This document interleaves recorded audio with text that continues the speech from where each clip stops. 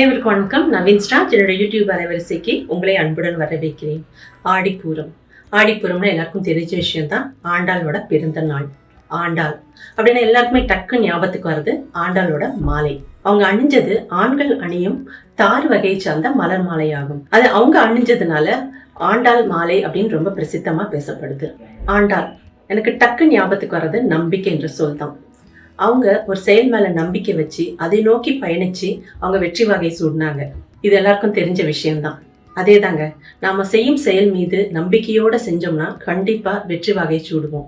ஆத்திகரா இருந்தாலும் சரி, நாத்திகரா இருந்தாலும் சரி, ரெண்டு பேருமே சங்கமிக்கிற ஒரே மைய புள்ளின்னு பார்த்தா நம்பிக்கை தான். ஒரு சாரார் கடவுள் மேல நம்பிக்கை வச்சிருப்பாங்க, இன்னொரு சாரார் பிரபஞ்சத்து மேலேயோ இல்ல அதை பிரபஞ்சத்தை தாண்டி ஏதோ ஒரு சக்தி இருக்கிறதாவும் நம்பலாம், இல்ல தன்மையில் நம்பிக்கை வச்சிருக்கலாம். இவங்க எல்லாருமே நம்புற ஒரே விஷயம் நம்பிக்கை தான். நாமளும் ஒரு செயல் மீது நம்பிக்கை வச்சு அதை நோக்கி பயணிச்சோம்னா கண்டிப்பா வெற்றி வகை சூடுவோம். இந்த பதிவை பாக்குறவங்க ஒரு செயலை செஞ்சுட்டு இருந்தீங்கன்னா கண்டிப்பா நம்பிக்கை வைங்க. அதுக்கு என்னோட மனமார்ந்த வாழ்த்துக்களும் பிரார்த்தனைகளும். இந்த வாழ்த்துக்களோட இன்னைக்கு என்ன கோலம் பார்க்கலாம் வாங்க.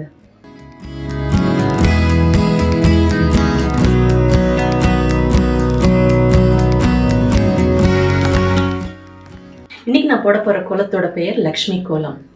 ஆண்டாள் லக்ஷ்மியோட மறு அவதாரம்ன்றது ஐதீகம்.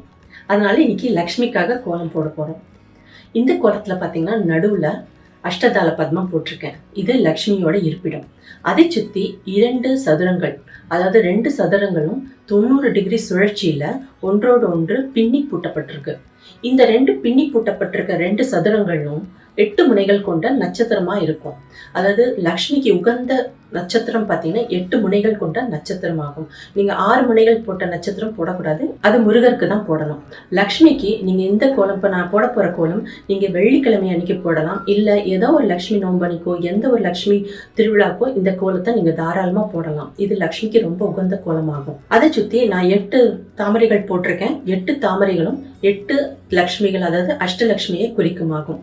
இதெல்லாமே ஒன்னா சேர்ந்து இதுக்கு பெயர் லக்ஷ்மி கோலம். ஏன்னா எல்லாமே ஒவ்வொரு விஷயமும் லக்ஷ்மியை சார்ந்ததா தான் இந்த கோலம் அமைஞ்சிருக்கு. அதுக்கப்புறம் இந்த கோலம் எல்லாம் நீங்க பூஜை அறையில தாராளமா போடலாம். ஆடிப்பூரம் அன்னைக்கு உங்க பூஜை அறையில விக்கிரகம் இருந்துச்சுன்னா, ஆண்டாளோட விக்கிரகம் இருந்துச்சுன்னா சிகப்பு வண்ணத்துல பட்டு உடுத்தலாம். அப்புறம் இன்னொரு விஷயம், ஆண்டாளுக்கு சிகப்பு ரொம்ப பிடிக்கும், அதனால சிகப்பு பட்டு உடுத்தி நீங்க அலங்காரம் பண்ணலாம். இன்னொன்று, தாமரை அவங்களுக்கு ரொம்ப பிடிக்கும். தாமரை மலர்கள் கொண்டு ஒரு மலர் மாலையை சூடலாம் அவங்களுக்கு.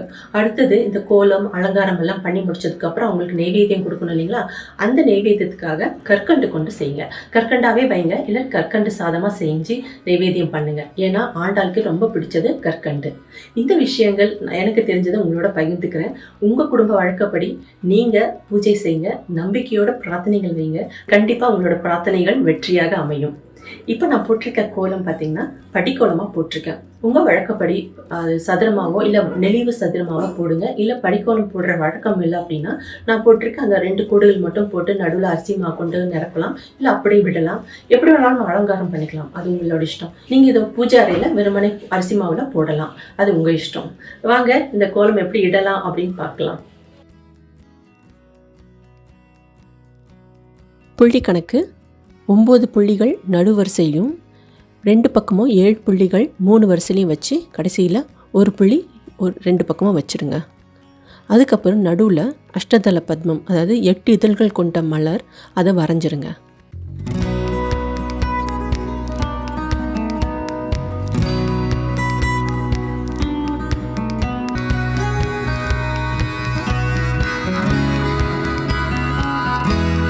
பூ வரைஞ்சதுக்கப்புறம் அதை சுற்றி நான் ஒரு சதுரம் வரைஞ்சிருக்கேன், அதாவது 2 கோடுகள் கொண்டு.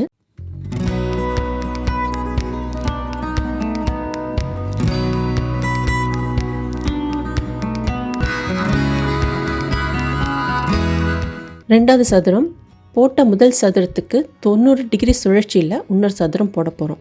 இப்போ இந்த 2ம் போட்டதுக்கப்புறம் ஒரு நட்சத்திரமாக உருவாகும், அதாவது 8 முனைகள் கொண்ட நட்சத்திரம்.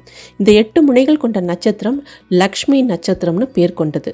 அதனால் இதை நீங்கள் லக்ஷ்மி பூஜைக்கோ இல்லை எந்த ஒரு லக்ஷ்மி நோம்புக்கோ நீங்கள் இந்த கோலத்தை தாராளமாக வரையலாம்.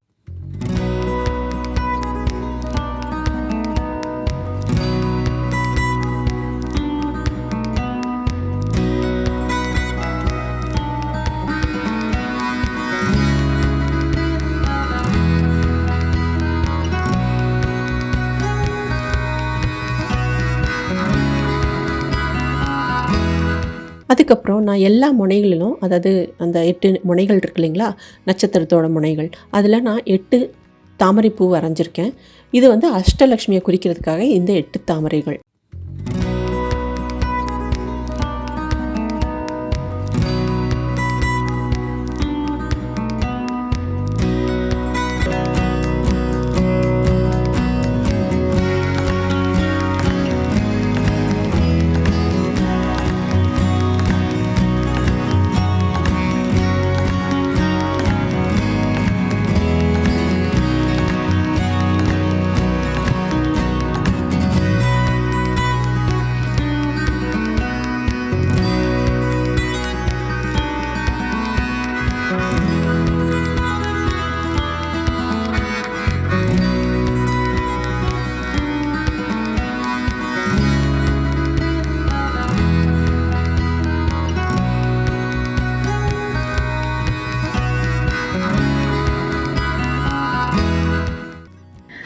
லக்ஷ்மி கோலம் எப்படி போடுறதுன்னு பார்த்தாச்சுங்களா?